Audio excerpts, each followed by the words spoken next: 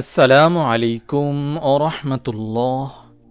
যে পাঁচটি কাজের পর আলহামদুলিল্লাহ তাসবিহটি পড়া ফজিলতপূর্ণ।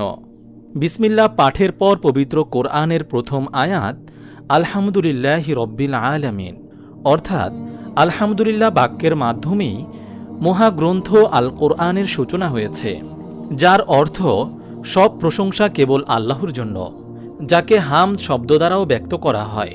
রাসূল সাল্লাল্লাহু আলাইহি ওয়াসাল্লাম আলোচনা, বক্তৃতা ও চিঠিপত্রের সূচনা করতেন পবিত্র এই বাক্যের মাধ্যমে। সুতরাং মুমিনের দৈনন্দিন জীবনে আলহামদুলিল্লাহ পাঠের গুরুত্ব অপরিসীম। হামদ কাকে বলে?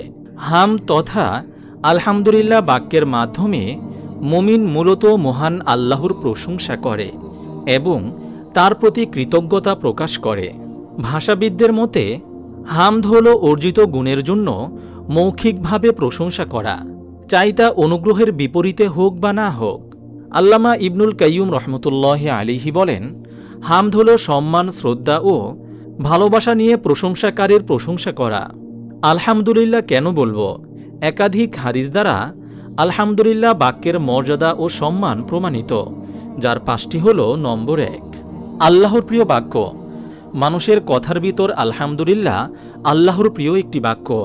রাসূল সাল্লাল্লাহু আলাইহি ওয়াসাল্লাম বলেন, আল্লাহর কাছে বেশি পছন্দনীয় বাক্য 4টি: সুবহানাল্লাহ, মহান আল্লাহ পুত পবিত্র; আলহামদুলিল্লাহ, যাবতীয় প্রশংসা আল্লাহর জন্য; লা ইলাহা ইল্লাল্লাহ, আল্লাহ ছাড়া কোনো উপাস্য নেই; এবং আল্লাহু আকবার, আল্লাহ সর্বশ্রেষ্ঠ।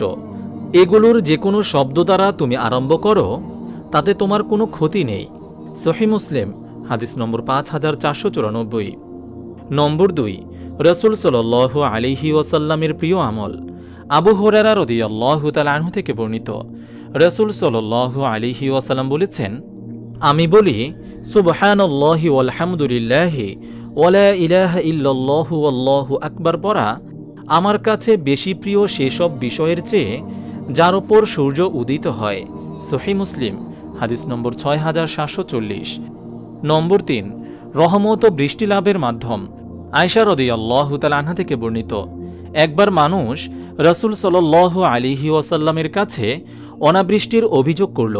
তখন তিনি ঈদগাহে মিম্বার স্থাপনের নির্দেশ দেন, অতঃপর মানুষের উদ্দেশ্যে কথা বলেন এবং বৃষ্টি প্রার্থনার দীর্ঘ দোয়া শিখান, যে দোয়ার সূচনা হয়েছে আলহামদুলিল্লাহ বাক্য দ্বারা। সুনানে আবু দাউদ, হাদিস নম্বর 1173। নম্বর 4, উত্তম দোয়া। জাবির বিন আব্দুল্লাহ রাদিয়াল্লাহু তাআলা আনহু বলেন, রাসূল সাল্লাল্লাহু আলাইহি ওয়াসাল্লামকে আমি বলতে শুনেছি, লা ইলাহা ইল্লাল্লাহ অতি উত্তম জিকির এবং আলহামদুলিল্লাহ অধিক উত্তম দোয়া। তিরমিজি, হাদিস নম্বর 3383। নম্বর 5, পাপ মোচনকারী। আলহামদুলিল্লাহ পাঠে বান্দার পাপ মোচন করা হয়। আবু দারদা রাদিয়াল্লাহু তাআলা আনহু বলেন, রাসূল সাল্লাল্লাহু আলাইহি ওয়াসাল্লাম আমাকে বললেন, তুমি অবশ্যই সুবহানাল্লাহি ওয়ালহামদুলিল্লাহি ওয়ালা ইলাহা ইল্লাল্লাহু আল্লাহু আকবার পড়তে থাকো, কেননা তা গুনাহসমূহ ঝরিয়ে দেয়, যেমন গাছ তার পাতা ঝরিয়ে দেয়। সুনানে ইবনে মাজা, হাদিস নম্বর 3813। আলহামদুলিল্লাহ কখন বলবো? মুমিন প্রত্যেক ভালো কাজের শুরুতে এবং শেষে আলহামদুলিল্লাহ পাঠ করবে। কোরআন ও হাদিসের আলোকে আলহামদুলিল্লাহ পাঠের 5টি স্থান উল্লেখ করা হলো। তা হল: নম্বর 1, ভালো কাজের শুরু করলে। যে কোনো ভালো কাজের শুরুতে আলহামদুলিল্লাহ পাঠ করলে তা বরকতময় হয়।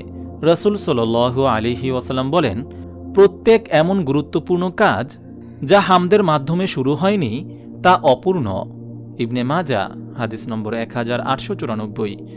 নম্বর 2, ভালো কিছু অর্জিত হলে। আনন্দদায়ক কোনো কিছু অর্জন করলে মুমিন কৃতজ্ঞতা স্বরূপ আলহামদুলিল্লাহ পড়বে।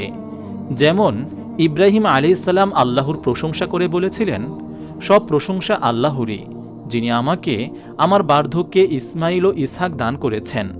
আমার প্রতিপালক অবশ্যই প্রার্থনা শুনে থাকেন। সূরা ইব্রাহিম, আয়াত 39। নম্বর 3, বিপদ থেকে মুক্তি পেলে। বিপদ ও দুশ্চিন্তা থেকে রেহাই পেলে মুমিন আল্লাহর প্রশংসা স্বরূপ আলহামদুলিল্লাহ পাঠ করবে। ইরশাদ হয়েছে, এবং তারা বলবে, সব প্রশংসা আল্লাহর, যিনি আমাদের দুঃখ দুর্দশা দূর করেছেন।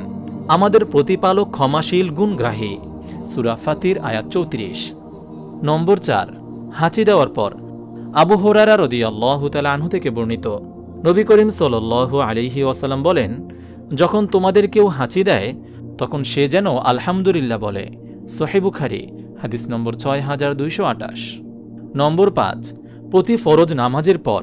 রাসূল সাল্লাল্লাহু আলাইহি ওয়াসাল্লাম বলেন, যে ব্যক্তি প্রতি ওয়াক্ত নামাজের পর 33 বার সুবহানাল্লাহ, 33 বার আলহামদুলিল্লাহ, 33 বার আল্লাহু আকবার এভাবে 99 বার হওয়ার পর 100তম বার পূর্ণ করতে বলবে, লা ইলাহা ইল্লাল্লাহু ওয়াহদাহু লা শারীকা লাহু লাহুল মুলকু ওয়া লাহুল হামদু ওয়া হুয়া আলা কুল্লি শাইইন কদির, তার গুনাহগুলো সমুদ্রের ফেনারাশির মতো অসংখ্য হলেও ক্ষমা করে দেওয়া হয়।